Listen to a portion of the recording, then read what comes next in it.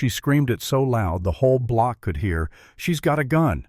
Someone called 911, and within seconds 3 patrol cars came screeching up, weapons-drawn neighbors gawking from their windows. But 42 seconds later, those same officers were lowering their weapons and saluting my wife's badge. That was the moment the mask slipped off the neighborhood devil who had been tormenting us, and it set off a chain of events that would rip open every rotten secret buried in Maple Grove Estates. We'd just moved in, Amanda and me, looking for peace after years of pain. She'd lost her sister Lisa 3 years earlier. Official story said suicide, but nothing about it ever sat right with her. Amanda worked financial crimes at the Bureau, spent her days digging through fraud and corruption. Home was supposed to be our safe place. Instead, the first thing I stumbled across while unpacking the garage wasn't peace. It was a yellow police document tucked behind a shelf. A case closure. Lisa's name typed coldly across the page, unfounded allegations signed off by Detective Jackson Miller, scribbled notes in the margins, time stamps that didn't add up, and a phone number with our new area code. My stomach turned. That's when I heard the click-clack of heels. Diane Parker introduced herself like she was auditioning for the role of suburban tyrant platinum Bob Cream, blazer binder thicker than a law textbook. She caught sight of the paper in my hand, eyes narrowing for just a breath before she smoothed her mask back on. And she smiled too sharp, too knowing. I knew right then this wasn't a welcome wagon. This was reconnaissance. From the start she probed. What did Amanda do for work? What hours would we be home? Did we know the Rodriguez family who lived here before? Amanda smiled politely, played it off with her cover line consulting financial analysis, but I could feel the tension humming under her skin. Diane cataloged every detail like she was running an interrogation, and when she finally left, Amanda whispered what I already feared. She wasn't greeting us. She was taking inventory. Things spiraled fast. Violation notices piled up. The color of our garage door was non-compliant, the lawn too long, a flower pot the wrong shade. Fines stacked into the thousands. Diane cornered me at the HOA meeting, voice sweet, but eyes gleaming, telling everyone I didn't respect community standards.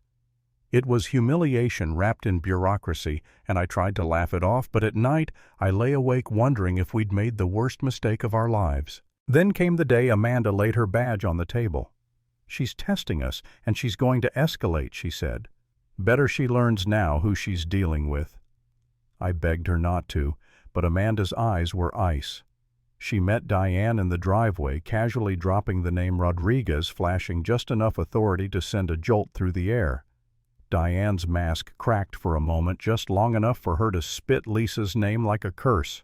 From that second, it wasn't neighborhood drama anymore. It was war. Diane turned the neighbors against us like she'd rehearsed it for years. She whispered to families about federal overreach, surveillance, intimidation. She slapped a $50,000 fence bill on us, citing emergency safety violations. Banks froze. Our accounts inspectors appeared at our door, insurance letters arrived, hinting at elevated risk factors. Each blow was small enough to look legitimate, but together they crushed us. And the cruelest part, Amanda was suspended. 23 complaints in 72 hours, each one crafted with surgical precision, triggered an automatic internal investigation. Her badge and service weapon were stripped away. For the first time in 15 years, my wife was defenseless. I watched her unravel.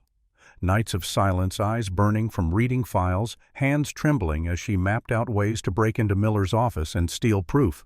I begged her to stop, told her this obsession was tearing us apart, but she stared back at me like I was just another obstacle. We screamed until her bracelet, Lisa's graduation gift, snapped and scattered across the kitchen floor like tiny pieces of our life shattering. That was the moment I thought it was over.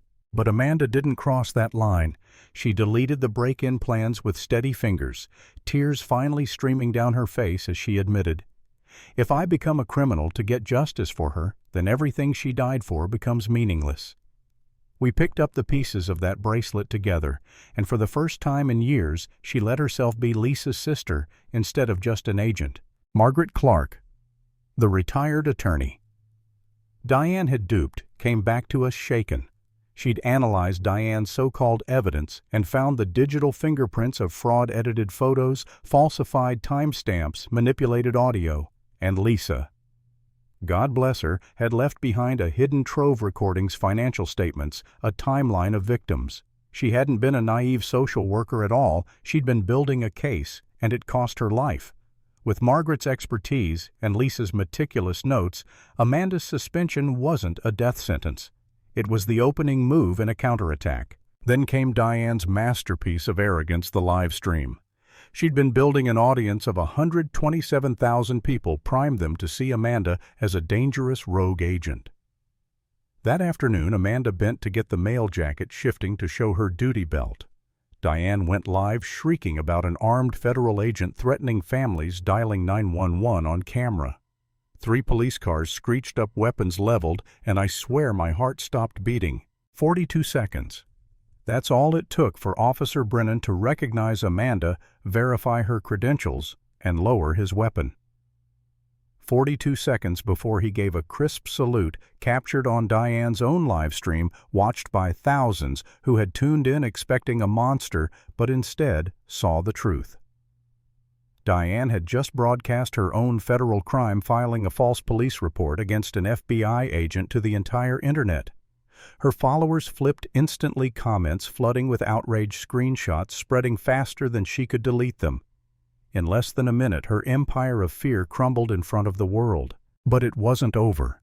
Miller came swaggering to our door that evening, flanked by officers brandishing administrative authority. Amanda met him head-on, sliding a folder across the table. Emails, call logs, bank records. Lisa's final message naming him complicit in her death. And then she hit him with the real blow, a sealed federal warrant set to execute at 0800 the next morning. Miller's face drained of color. He'd spent years burying evidence, but Amanda had built her own shadow investigation untouchable by his corruption. The next morning, agents hauled Miller away in cuffs, charged with conspiracy, civil rights violations, corruption, even murder. Diane's house was raided simultaneously, her accounts frozen, her shell companies exposed. In the community hall that night, Margaret laid out the full extent of their fraud. Families forced out, millions laundered through HOA assessments, intimidation campaigns backed by corrupted law enforcement. Neighbors who once avoided us now shouted for Diane's removal. The tyrant of Maple Grove was finished. I didn't cheer. I didn't celebrate.